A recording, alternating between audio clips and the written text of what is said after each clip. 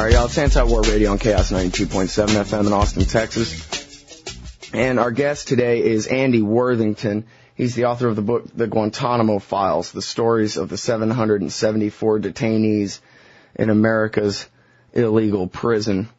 And he's got a new article that ran on antiwar.com just a couple of days ago, or maybe yesterday. The 16 prisoners charged in Gitmo's military commissions. Welcome back to the show, Andy. Yeah, hi, Scott. It's really nice to be back. Yeah, it's very good to talk to you again. And mea culpa, I haven't interviewed you this whole time because I got the book and I was supposed to read the book and then interview you about the book, and it landed in the pile and I haven't gotten to it yet. And so I was putting off interviewing you until I got the book read, but now I figured this article is so important I need to just go ahead and embarrass myself and get you back on the show anyway. Well, that's all right. I suspect we're talking about things that have happened since the book was written. But, you know, you need to put it nearer the top of the pile, Scott. Yeah, man, the pile, there's not even a top or bottom to it, actually. It's sort of a bizarro pile. It just is kind of, you know, about the same shape as a pile of laundry, pretty much. Okay, the 16 prisoners charged in Gitmo's military commissions. These are the sexy trials, right, that they decided they needed to run to time to coincide along with the presidential campaign so that John McCain could point at them and say, see, bad, scary people, vote Republican. Well, yes, in theory, I think. But, of course, they're a bit of a mixture between the, apparently, the worst of the worst and some very small fish. So it's an odd kind of mixture of quite what's going on. Well, you know, I just read an article about David Hicks last week. He's the Australian who was captured in Afghanistan, right? Yeah. And in this article, they said that a news company had offered him a ton of money to do his life story kind of thing, and he didn't even know about it. And when he did hear about it, he didn't want anything to do with it because they quoted his father saying he's just trying to get by and lead a normal life, and he can't even revisit that topic right now at all in his head. Sound like he's pretty traumatized from his experience there. He's just trying to black it out. Well, absolutely. I mean, I think that actually this is the case with the majority of people who have been released from Guantanamo is that you know they actually don't want to go back there. There's a handful of people who manage to confront everything that happened to them, and probably through some kind of therapeutic process. And certainly the Western prisoners who've been released have been given access to psychiatrists and specialists in the effects of torture, and maybe can get to deal with it as part of the process of recovery. But I think for a lot of other people, you know, they just get their heads down and get on with their lives. And I mean, partly it's also because, you know, you leave Guantanamo, that taint stays with you forever. I mean, it's not just about, you know, the whole problem with the name and the place, but it's also that nobody who's ever released is fully cleared by the U.S. administration ever. They never admit that they released innocent people. They always say that they're, you know, no longer enemy combatants or some variation on that. Yeah, and, you know, the David Hicks case, I think, is kind of a great example for the Guantanamo system of justice overall in that it's nothing but confusion. I mean, they talked about this guy for years like he was Osama himself, and then they gave him 9 months suspended sentence, time served like night court, and sent him home. Well, yeah, exactly. What the hell is that? Well, I mean, that was a political deal, I believe, wasn't it? You know, that what had happened was that for years John Howard, the Australian Prime Minister, couldn't really care less about what happened to David Hicks. But as David's father mounted such a campaign in Australia and galvanized so much of the population, then when John Howard last year was struggling for re-election, it became one of the issues where he thought, this will do well for me. And, you know, and when Dick Cheney came to visit, he said, let's cut a deal on this guy. So, you know, that's what they did. And they did it all round as a favor. So nobody pushed for a longer sentence. And I mean, I have to say, after all those years, anything more would have been atrocious for David Hicks. But yeah, so the whole deal was cut really to do John Howard a favor. It didn't work. He didn't win in the end. Yeah. Well, that's good at least. And wasn't it part of the plea deal that he wasn't allowed to say anything about it for at least some period of time? Well, he wasn't allowed to. Yeah, I mean, funnily enough, the 9 months made sure that he remained in prison until the election took place. And then there was some kind of gagging order that was in place for a certain amount of time, which I think has expired now. So this is why, you know, I mean, in certain ways, the sharks are around him, wondering if they can wave a large check at him and get him to tell his story. But, I mean, as you say, if he doesn't want to tell it, it's not because, it's not because there isn't the interest or the money. It's because, this is a deeply traumatized man who's been through something that few of us can imagine. Yeah. Well, who was David Hicks? I mean, was he friends with Osama? Was he just, friends of the Taliban, or was he friends of Al-Qaeda? Well, I don't know. I mean, after all this time, very little was established, really. And when you have a kind of plea bargain and everything's rushed through very quickly, who knows, really? I mean, it seems from the story that he was in Afghanistan and that he had become interested in the Taliban. So, maybe a low-level Taliban foot soldier or a would-be low-level Taliban foot soldier. But this is a far cry from hanging around with Osama bin Laden. I don't think at any point there was ever any allegation that he had met Osama bin Laden at all. No. Yeah. All right, now, number 2 on your list here, Omar Khadr, is that how you say it? Yeah, the Canadian, yeah. Yeah, well, America has a Canadian locked up as an enemy combatant out there in Guantanamo Bay. That must be an incredible scandal up there in Canada that they're not using every bit of their pressure to get him released and put back in some sort, or for the first time, in some sort of civilian court system. Well, it's starting to happen. I mean, last week, I think the Canadian Supreme Court finally ruled after many, many years that when Canadian intelligence agents went to Guantanamo in 2003, I think it was, and interviewed Omar and handed that information on to the U.S. intelligence services, that was illegal because the operation of the prison is illegal and they shouldn't have been involved in it. Now, the complication to Omar's story is that he's one of the sons of a man called Ahmed Khadr, who is now dead, but who had been a fundraiser for the Mujahideen who were fighting against the Russians in Afghanistan, and later certainly knew Osama bin Laden. He took his family out there, and they lived with the bin Laden family. So Omar was certainly living in this orbit. Now, the problem is that when Omar was captured in July 2002, he was 15 years of age. So he is a child soldier. And by any way of looking at it, by all kinds of international treaties and international agreements, child soldiers are not treated as culpable for their actions and should be rehabilitated. And what's extraordinarily ironic, really, in the Canadian case is that the Canadian government has been such a pioneer in authorizing and supporting the rehabilitation of child soldiers in other places. So these terrible conflicts in West Africa.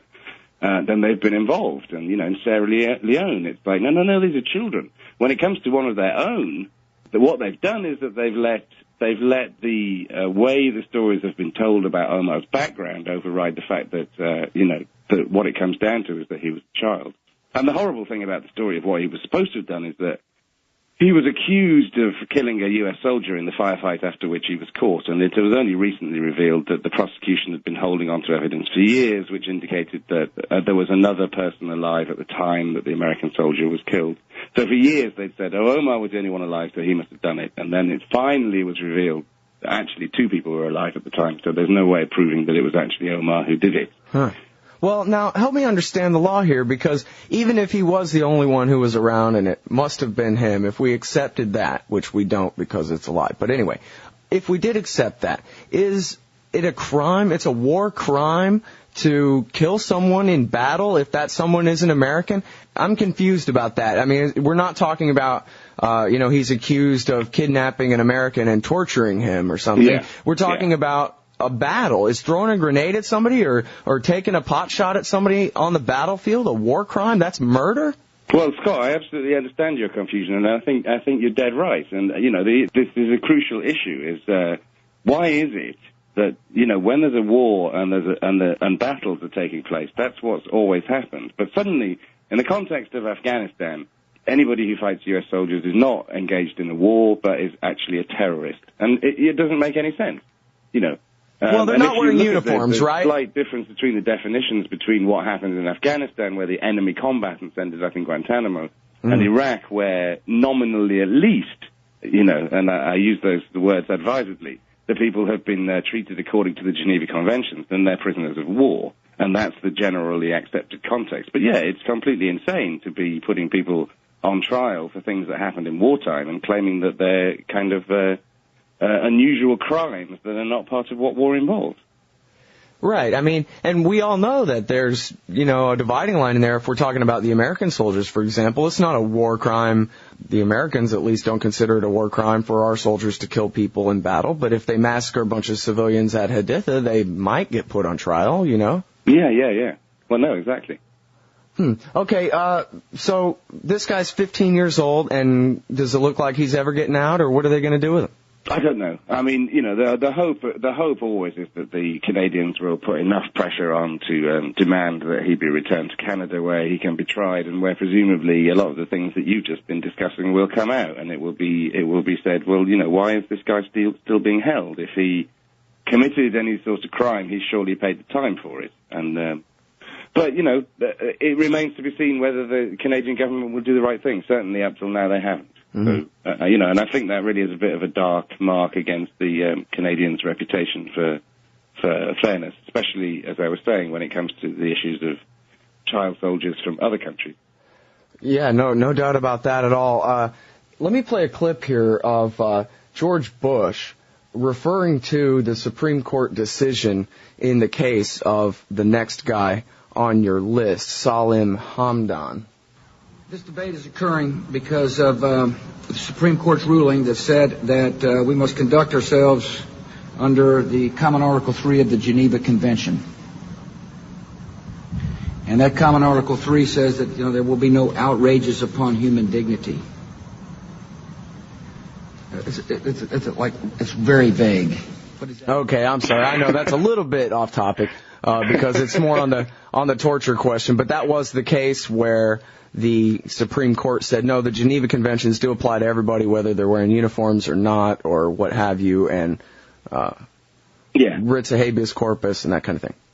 Yeah. Which should be the case, but clearly isn't. Yeah. I guess what they said, Andy, was that the president doesn't have the authority to make up this law as he goes along. He needs to go to Congress and have them make up the law retroactively, justifying everything he's done. And then that's what happened with the Military Commissions Act of 2006. Well, absolutely, that's what happened. Yeah. Okay, so tell us about Hamdan. He was Osama bin Laden's driver? Well, he was a driver for Osama bin Laden. I think that bin Laden had more than one driver. And as far as the story is that his lawyers have been able to establish, that was it. It was a paid job. The difference between the allegations that are being made and what the defense say is that the prosecution are trying to allege that he was actually in Al-Qaeda's inner circle and was therefore involved in the decision making and therefore can be implicated in the whole of Al-Qaeda's attacks on America and the 9/11 attacks. But I do have to say that, that my overriding impression of this is holding the Nuremberg trials, and because you haven't got Hitler, you put Hitler's driver up there. And, it's not really in the same scale, I don't think, is it?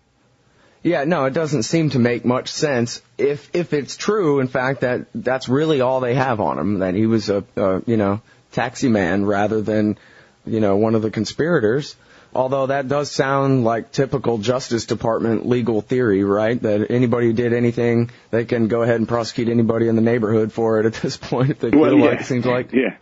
I mean, what his lawyers always said was, obviously, he was, I think, Charlie Swift, his lawyer who was responsible for driving that case that went to the Supreme Court that threw out the first version of the military commission to the trials. He did say, basically this guy worked in the motor pool. Okay, it was a motor pool for one of the worst guys in the world, but that's it. He's just a driver. Where's the big story? There isn't one. Well, that's all right. I mean, if there's no law and we're making it up as we go along, then we can just call him a war criminal by the standard of whatever law we need to make up around that fact. Well, yeah, exactly. If that's what we're doing, and as that does seem to be what's been happening a lot, then absolutely. Yeah, ex post facto and bill of attainder at the same time. Very nice. Yeah. Okay, Mohamed Jawad. Who's he? Okay. I've never heard of him before, I don't think. Well, Mohamed was he was a teenager as well at the time of his capture. So this is two guys that the administration has decided to put forward for war crimes trials, even though the rest of the world is saying, you don't put teenagers on trial for war crimes, even if you could establish that these are crimes in the first place. And Mohamed is accused of throwing a grenade at a U.S. military vehicle and wounding 2 American soldiers and an Afghan interpreter. He says he didn't do it. He says that that it was somebody that he was with who did it, but that he'd basically been caught up in these people, that he didn't throw the grenade, and that he was tortured by the Afghan police to admit that he did throw the grenade. Again, I'm not really sure what we're looking at here, that even if he did do it, so he threw a grenade during in a military environment, in wartime, threw a grenade, didn't kill anybody, it's being hauled up in front of the world as, one of the worst of the worst. Right, that's the direct quote. The worst of the worst. These people, who was it that said they'd chew through their cables and kill every man, woman, and child around here if they could? That was, I think, Brigadier General Mike Leonard of the Marines, who was the first commander of Guantanamo, yeah. Yes, the very worst. So that's 2 so far on our list who are minors, or were minors at least at the time, and whose only the accusation against them, even if we presume them guilty, is that they were in a battle. Yeah. Well, I mean, the context that we can see clearly is that it was in a battle situation. And it's going back to what you were saying earlier, really. Why are we extrapolating cases of terrorism as of something that is war? War is a different matter. War has its own rules. Why are we creating terrorism out of nothing? Yeah, I have to admit, I've been living in this bizarre world for quite some time now, and I'm thrown for a loop again here. We all have, haven't we? And the fact is that a lot of people have taken it for granted that the rules have been redefined, and those of us who constantly question it, and sometimes wake up in the morning and sometimes in the middle of the night going, sorry, just run that by me one more time, Yeah, well, we're the odd ones, I guess. We're just supposed to take it for granted. That's a good way to put it. That is what happened. Hey, everything changed on 9/11 anyway, so what's next on the list? That's, I guess, the way most people look at it. But no, I agree with you. We always have to go back and question, never even mind the Constitution and the Bill of Rights and the rule of law, but let's just actually try to apply common sense. Never mind what the Geneva Convention says. Is it a war crime for a 15-year-old in a battle to throw a grenade and miss? No, it's not. Right, exactly, yeah. Gee whiz, I'm sorry, I just think that ought to be perfectly clear. But anyway, I'll just say it 5 more times to make sure. Ahmed al-Darbi, a Saudi. So he must have been one of the al-Qaeda guys, right? An Arab Afghan? Well, I don't know that much about him, to be honest. I mean, Ahmed was actually picked up in Azerbaijan and was then rendered to Afghanistan before he ended up in Guantanamo. How this is going to proceed, I have no idea, really, because when you start getting to Ahmed and some of the stories that come, you're really up against people who have decided in the first place that they're up against a system which they regard as unfair. And, I mean, they're pretty justified in saying that they're up against something that's unfair, because they're not necessarily going to be allowed access to all the information against them. And there is the strong likelihood, shall we put it, that at the discretion of the judge, supposed evidence that was obtained through coercion, let's not use the word torture, but through coercion, will be made available. So the whole system of trials are not corresponding to any other internationally recognized standards, would not be acceptable in a U.S. court, and don't even meet the standards that other legal procedures undertaken by the U.S. military that are required by that. Ahmed al-Darbi has decided that he doesn't want to cooperate, and has kind of put the administration in a difficult position, really, because it says that it will proceed with all these trials even though the defendant isn't there. It's not going to look that great, really, is it? No, it doesn't seem so, and I got to tell you, I've got bad news for you. In the case of Abu Ali in Virginia, in a civilian courtroom, not one of these makeshift star chamber setups that we have here, but in a regular courtroom, the judge in the Abu Ali case allowed torture evidence from Saudi Arabia, where this kid was beaten into saying that he had a plot to kill George Bush, and yet banned the introduction of any evidence that he had in fact been tortured, and did not let the jury hear that at all. Yeah. Well, that's starting to creep into the British legal system as well, and it's well, I mean, how worrying is that? It's very, very worrying that the absolute prohibition on the use of torture and on the information obtained through torture is steadily being eroded. The world is not like 24, and we're in big trouble if we start taking this stuff seriously. Yeah, I'm so glad you said that. In the book Torture Team, he talks about, Philip Sands talks about how the guys at Gitmo loved 24, and that they really did watch Kiefer Sutherland on TV and say, that's a good idea on how to torture somebody. Yeah, We're going to try that out on, Mohammed tomorrow and see what happens. Well, there's been a big report that came out last week, a Department of Justice report about the FBI's issues with the coercive interrogations and the use of torture by the CIA. And the FBI agents talk about that as well. In their war crimes file. Kind of party atmosphere that the guys were pumping themselves up to go and torture some guy. But I mean, Philip Sands and this FBI report, which is, which is very detailed and fascinating, just keeps reinforcing the issues that I know I've written about and spoken about a lot, and which I think is of absolutely crucial importance to the American people, which is that the torture and coercive interrogations don't work, let alone the fact that we're getting these rather horrible images of people getting into it a bit too much, of causing great damage to somebody and then believing what they're going to say, but that they don't work.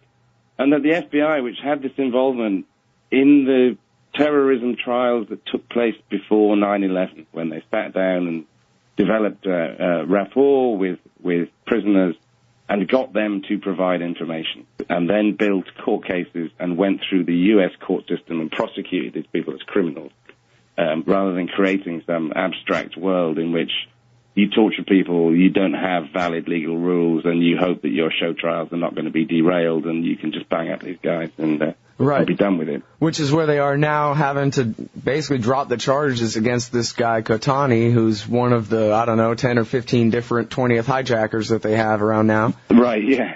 And that's exactly why, right? That's an interesting one, because, his lawyers said that, after he was charged in February, he became so depressed that he attempted to commit suicide, and that his mental state is not sufficient to enable him to be able to present a defense in the case. Now, that's one angle. I mean, the other one that I thought when the story was announced was that the problem with al-Qatani was that he was tortured in Guantanamo, and anybody who has investigated his story slightly will realize that an interrogation log was leaked and published by Time 2 years ago, detailing hour by hour, day by day, the various ways in which he was tortured while he was kept awake for 20 hours every day over a period of several months. Now, the thing is that the evidence against al-Qatani is publicly available, and it took place in Guantanamo, and the evidence of the interrogations against the other people who were supposed to be charged with him for the 9/11 attacks, so Khalid Sheikh Mohammed and Ramzi bin al-Shib and 3 other guys, theirs was in secret prisons run by the CIA, and under the terms of the military commissions, as I understand it, the judge is under no obligation to compel the intelligence agencies to provide information about what they got up to. So the reason for dropping al-Qatani is that the evidence of his torture is publicly available, whereas the evidence of torture against the other 5, the presumption on the part of the administration is that they will be able to keep it hidden. And, of course, one of the things that they also did recently, which I know you know about, but whether everybody out there knows about, is that they, having tortured these guys in secret CIA custody, they then sent in clean teams of FBI agents to re-interrogate them recently. So to get them to repeat their confessions, but by giving them a Big Mac instead of waterboarding them, and presumed that by doing so they would be able to kind of wipe clean the history of torture, which I just find absolutely astonishing, really. My jaw is dropping to the floor as we speak here, Scott. There's no real better way to sum it up than making it up as they go along. I guess, we're coming back to that, aren't we? Yeah, once you abandon the law and you start doing all of these things, it's sort of like telling a lie. You have to keep coming up with lies to try to make it make sense, and it's the same sort of thing with this. And well, by the way, it's absolutely true, actually. I mean, it sounds a little bit flippant, but it is absolutely true. This is what happened, is that they unmoored themselves, and I don't know what your American vernacular term is for the equivalent of writing something down on the back of a fag packet. I mean, that's a cigarette packet in the UK. But, if somebody comes up with a really bad idea that they haven't put much thought into, they just write it down on the back of a cigarette packet. And it's like, hey, new policy. Right. You know, and that's really how it started. I think we use napkin around here, cocktail napkin. Okay. Yeah. But, you know, I mean, that's my whole feeling really about those crucial decisions that were made in November 2001, that they would set up military commission trials to prosecute the terrorists that were rounded up, and the terrorists were defined, the enemy combatants were defined as basically anybody that the president thought might be involved with 9/11, and that the trials that would take place would allow secret evidence, would allow evidence to be concealed from the prisoner, would be a whole new, different system. Bingo, there you go. It's one bit of paper that was produced by Dick Cheney and David Allington, and it set the whole tone for everything that followed. And it really was not thought out. And I mean, the history of the military commissions, which they started in 2003, they fumbled along. Every time somebody turned up, they were a laughing stock. The Supreme Court threw it out in 2006, said it's illegal. It was revised by Congress on a night when they must have all had far too many sleeping pills. It came back to life. And, and the same thing has been happening now, is that every time they get the courtroom together, they get these people in there, something happens. It's like, do we actually know what we're doing? No.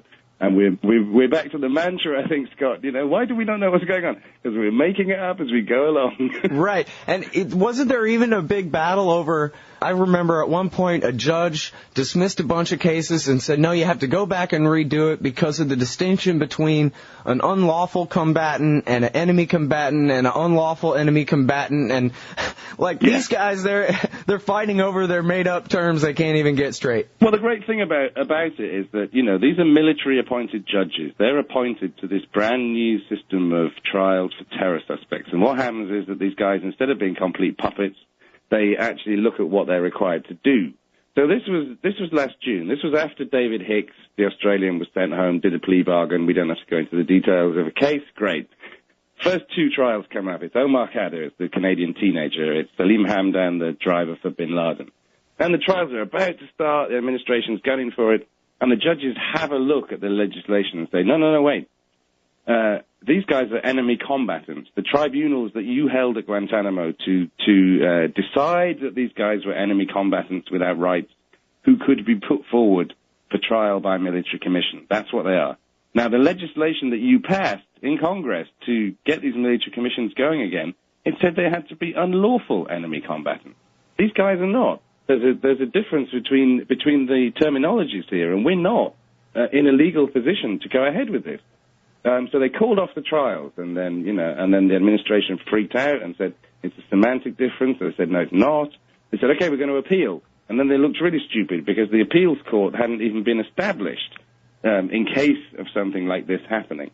So they got an appeals court together over the last summer, and eventually after months came back and said, no, you guys have the right to decide that you want to go ahead with these cases. So off we go again. So the whole lumbering monster comes back to life. But really, each time it just looks like a house of cards, and it really is, because you should have faith in the legal system. The Americans should have faith in the legal system. Your country is founded so substantially on the rule of law, and that's been going on for over 200 years.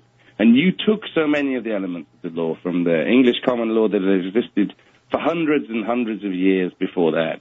This is an edifice that has a rich history. It's not something that's just dreamt up in an afternoon and you try and implement it. So it just goes on and on like this. It could be said as well that one good way to fight the war on terrorism would be to say, hey, look, world, we apply our Bill of Rights even to the terrorists we capture on the battlefield. That's how much we believe in liberty and the rule of law. And gee, if you thought we were an empire and you had to defend yourself from us, sorry, we were only trying to protect you from the commies. We're only, we're bringing all our guys home now. We didn't mean any offense. We were only trying to be your friend. But look at us. We are the shining city on the hill. And if you were to follow our example, you'd be a hell of a lot better off. We can't make that argument now. Not by a long shot. No. There's no way now. Well, no, I think so. But, I mean, that's why I hope that, a change will be effected over the next year in the United States. I really fervently hope that, Scott. When I came to the States in March, I came for a visit, and I was in New York, I was in Washington, D.C., I was promoting my book, I was meeting a lot of great people.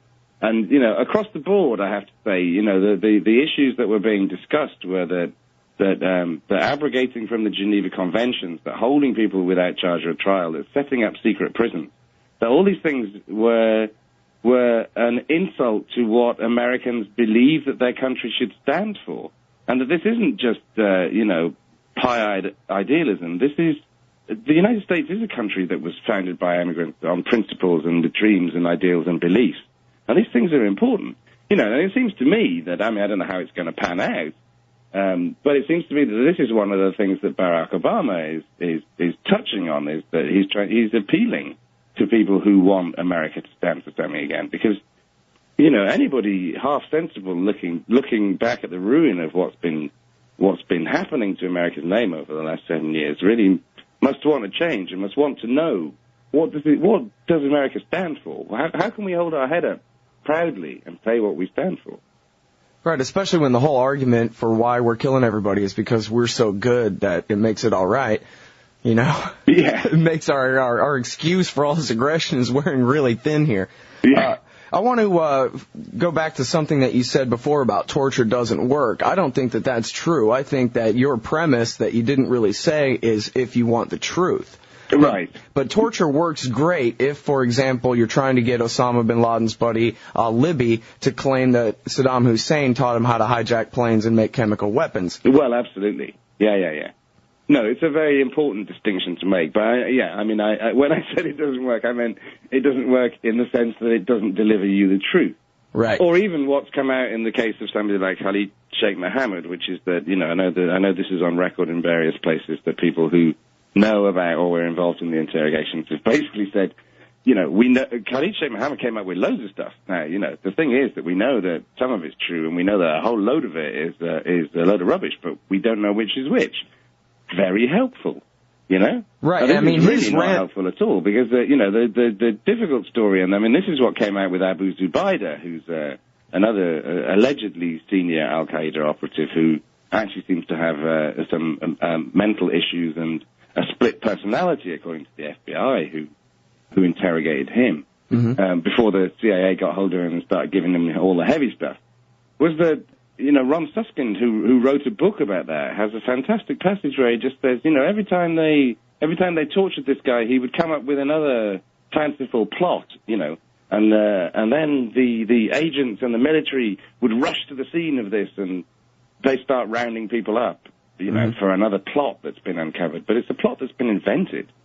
How many innocent people are drawn in on this basis? Yeah, well, and we have to also remember that all those orange alerts that came out based on what they tortured out of Abu Zubaydah were used as war propaganda in the run-up to the invasion of Iraq. It was that same timing that... I remember one day, one of the orange alerts was, a school somewhere in Texas may be a terrorist target, so everybody be alert. Well, I'm here to tell you there's got to be 50,000 schools in Texas. And based on what was one of these schools a target, based on a guy with 5 personalities that they were torturing. And by the way, he's the guy that Bush routinely cited for years on end. Oh, we had the worst of the worst, like that guy Abu Zubaydah. And according to Suskind's book that you mentioned there, when George Tenet explained to George Bush, the head of the CIA, when he explained to the president that actually this guy doesn't know anything, he's a nobody, he's crazy, and everything he said was wrong, George Bush replied, "You're not going to make me lose face on this, are you?" Yeah. That's a secret. I already said he was a big deal. Yeah. Man, oh man. I hope that goes on George W. Bush's tombstone. You're not going to make me lose face on this, are you? All right, I'm sorry. Let's get back to our list here. Number 6 here real quick is Ibrahim al-Kosi, a Sudanese accused of being a bodyguard and driver for bin Laden and a quartermaster for al-Qaeda. He was captured after crossing the Pakistani border in December 2001, previously charged in the first aborted incarnation of the military commissions. Tell us more about this guy. Well, again, I don't know much about Ibrahim al-Kosi or Ali Hamza al-Balul, to be honest, who's the next guy. They were both charged early on. The administration seems to have pretty sound reasons for believing that these guys were part of al-Qaeda's, if not the inner circle, then part of what we would realistically be able to call al-Qaeda. But, again, the issue is that even with these guys, they I think have both been subjected to torture over the years, and they're being put forward for trial in something that they don't believe is going to provide any kind of justice. And that both of these guys are boycotting the trial proceedings and don't want to take part. And as part of a process where this is happening with more and more of the prisoners, it does seem to me it's not going to be seen to be fair and to look like the kind of system that is reputable if they keep holding these trials with empty seats where the guy isn't there. Right. Again, with the ad hoc nature of this, they decide they want to run all the sexy cases next to the presidential campaign. That could be a major mistake. Well, it could be. I mean, they're desperate, though, aren't they? I mean, that's why I think they're finally rushing into it. I mean, in fact, that clearly is why they're rushing into it, because this is the whole basis of the misunderstanding, the conflict between Colonel Morris Davis, who was the chief prosecutor, who was proceeding with cases that would not rely upon secret evidence, that would not involve the use of evidence obtained through torture, and that when he came up against a kind of new regime that was established last year. So this is retired Judge Susan Crawford, who's the convening authority for the commissions. We don't hear much about her. She worked with Cheney in the first Bush administration. She oversees the commissions, and Brigadier General Thomas Hartman was put in as the legal advisor, kind of above Davis, and started pushing for these are the sexy cases that the press reported, sexy cases, people with blood on their hands, where they would, if it came to it, not be transparent trials and would rely upon secret evidence. And this is where the big push for the 9/11 trials came, and this is where the push for some of the bigger cases is coming. But, those are issues of kind of the smaller figures that Colonel Davis wanted to push forward. Now, some of these are the ones that I think we've been discussing as, these guys are not terrorists. What on earth is this about? But the cases that Crawford, and I mean this has been coming from kind of the top levels, but Crawford and Hartman pushing these bigger cases, those are tainted as well, because these are the ones where the evidence of torture is rife, and I can't see that these can proceed smoothly through the commission system either. And what a disaster. It seems like, if we take 6, 7, and I guess number 8 on your list, Khalid Sheikh Mohammed there, and just go ahead and presume them guilty, that these guys really are, bin Laden's friends, whatever. I personally have plenty of faith in the jurors of Fairfax County or, say, I don't know, the District of Manhattan or whatever, to put these guys on trial and convict them. After all, Khalid Sheikh Mohammed's nephew is doing life in a supermax without parole right now. Right. Yeah. But, I mean, do you not think that that's what it's going to come down to, Scott, is that this whole thing is going to collapse and these guys are going to have to be moved to the mainland? And in spite of the torture that took place, the jury is going to have to, be told, this is the story we have against these guys. I mean, when it comes to Khalid Sheikh Mohammed and Ramzi bin al-Shib, both these guys spoke to a reporter before they were captured by U.S. forces and claimed their responsibility for the 9/11 attack. Right. I don't know about the other guys. I never heard anything publicly that they spoke before they were captured. And all these guys were held in secret custody for years. Well, that's the price we pay. It seems like that's the price we pay. I think that I would agree with you that Khalid Sheikh Mohammed conviction should be a slam dunk. There's plenty of evidence against him, and Ramzi bin al-Shib for that matter. These other guys, I don't know. If all they had on these guys is what they tortured out of them, well, maybe they should be set free. I mean, this is America, after all. Well, it's very difficult to know, isn't it? The claims against one of the guys is that he transferred money to the 9/11 hijackers when they were in America. And now I've read the transcript of what he said in Guantanamo, and he said, listen, this is what I did. I transferred money to Arabs who were in the States. Nobody told me what the money was for. And don't for a minute imagine that me transferring 50 grand to somebody was a big deal. He said regularly I would have guys who I was sending 200 grand out to because they were buying a Ferrari. I was dealing with young men from the Gulf countries who had money, and that was my job, was to transfer wire money to them. Is he telling the truth or not? I don't know. Will it ever become clear? I don't know that either. But, there's certainly a story there Well, and it's certainly clear that if you just held a trial in federal court, you have a lot better chance of actually getting to the truth. I think it's probably too late now. As you say, these guys have been tortured. Now, what good is their word now? Well, I mean, then that's the worst thing about it, really. The worst thing about it, to go back to those issues that we were discussing before, and I always come back to this, is to go back to the old school FBI agents who sat down and built up a relationship with people for years. And, you know, quite often the last thing they expect is that you don't beat the crap out of them. They know that, you know, that in all various regimes that they've had experience with, that's exactly what they do to you. And you know, very often it's easier than you think to build a rapport with somebody who has a huge ego, where they know they're not going anywhere. They are never going anywhere. And you are sitting down with them and going, how do we find a way to talk about it? Come on, let's talk about this. Mm-hmm. You know, and you build up these cases. The FBI spent ages building up cases before 9/11 with people building a rapport. So the stories that they told could then be investigated and turned out to be the truth, rather than this mixture of truth and fiction that you get when you torture people. Right. That whole thing was laid out to be done. And, you know, and this is an appallingly complicated and corrupt and soul-destroying route that has been taken.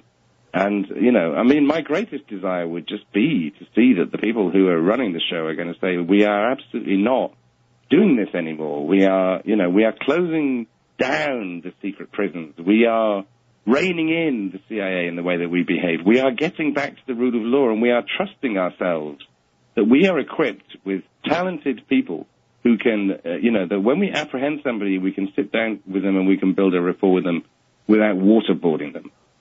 Yeah.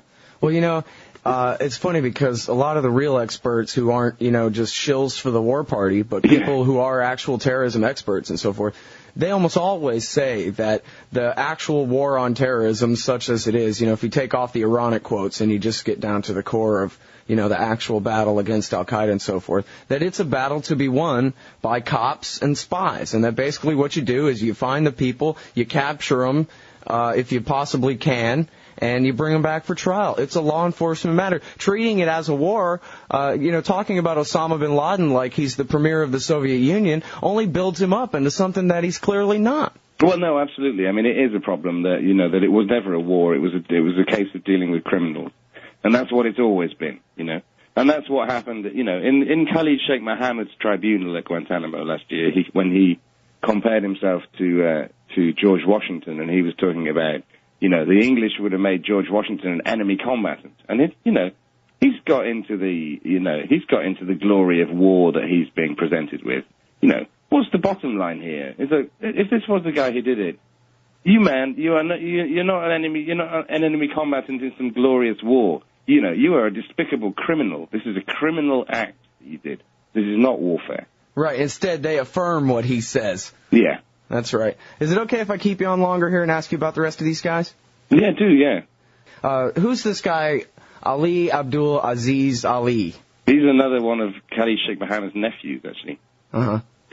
I think he might be the guy I was talking about. There are a couple of them that are accused of kind of money transfers to the 9/11 hijackers. I think he's one of them, and maybe the next guy on the list is as well.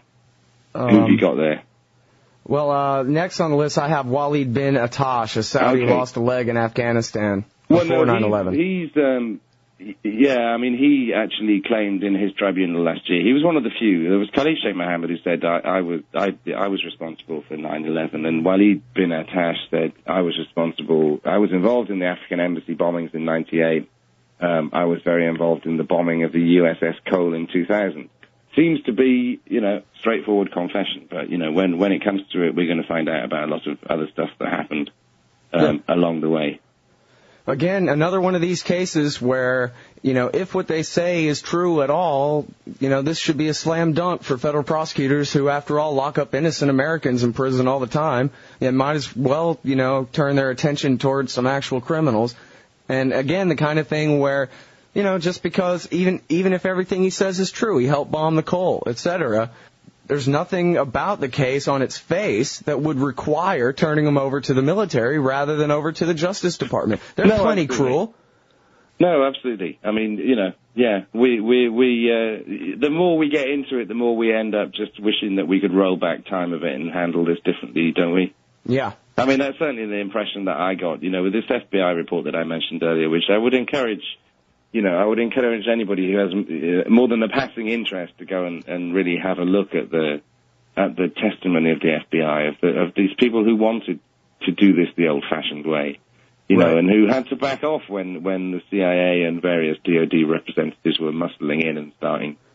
Yeah, the fact that the FBI agents opened kind of random violence, and they just backed off. It was like, not only did they back off because they didn't like it, they backed off because it was impractical. They backed off because they knew that if you're trying to build a criminal case against somebody, this kind of random nonsense that was going on, at the very least, the random nonsense. I mean, without the extremes of violence that were involved, but that it was just useless. It was counterproductive on every level. Yeah. And they started we building. Could go back and do that differently. They started building a criminal case against the interrogators for war crimes, not the detainees, and it was apparently the highest levels of the Justice Department came and shut that down. Right. Yeah. I mean, that is a hell of a scandal. And again, to be clear, you're talking about the Justice Department's Inspector General Glenn Fine's report on the FBI agents that came out, which is on the New York Times website, which you can find online easily. Yeah. It's really worth checking out. I mean, it really is, because you also get a little bit of insight there as to how many branches of the government and the agencies were involved in various levels at kind of discussing, where are we going, what are we doing, and and seeing who eventually succeeded in steamrolling ahead with ways of behaving that have got us into the mess that we're in. Yeah, and they're real detailed about how the FBI agents were winning them over. Like I think you mentioned, give them a Big Mac or something facetiously, but they were even going so far as to clean up a man after he had an accident on himself while shackled, and they were actually really going the extra mile to win these guys over. And I don't know, I saw a lecture the other day of a cop talking about how easy it is to get people to talk, and how you can just trick somebody into spilling their entire guts. They just want to talk. All you got to do is sit with them in a little room for 10 minutes, and they'll start blabbing their mouth about every little thing. Well, people need to know that, People don't understand the pressures that are put on people when they are imprisoned, and it's like, there's no door open to go, and they don't understand the psychological games, and they don't understand any of this, Too many people have been seduced by the violent bullying techniques that, you've got to be tougher than tough. And as you say, I mean, it's not true. And it's important to hear the voices of these people, because these are professionals. They really do know what they're talking about. They're not Hollywood scriptwriters. These are professionals. Right. Yeah, well, so there you go, everybody. Andy Worthington, I think you've made your point. America has abandoned the rule of law and tortured a bunch of people for nothing. And that actually, as soon as we abandon this and try to get back to the Bill of Rights, the better off we all are, and the more actual terrorists will go to prison, and the safer we'll all be. Sounds like. Let's hope so. All right. Everybody, that's Andy Worthington. The book is The Guantanamo Files, the stories of the 774 detainees in America's illegal prison. You can find quite a bit of what he's written at antiwar.com/orig, like O-R-I-G, short for original, /Worthington.php. And anyway, you can just go to More Viewpoints and find his most recent article, which is the 16 prisoners charged in Gitmo's military commissions. And the blog is andyworthington.com, right? .co.uk. .co.uk. Okay, there you go. All right, folks, that's Andy Worthington. Thanks very much for your time today, sir. Scott, it's been brilliant. Thanks a lot.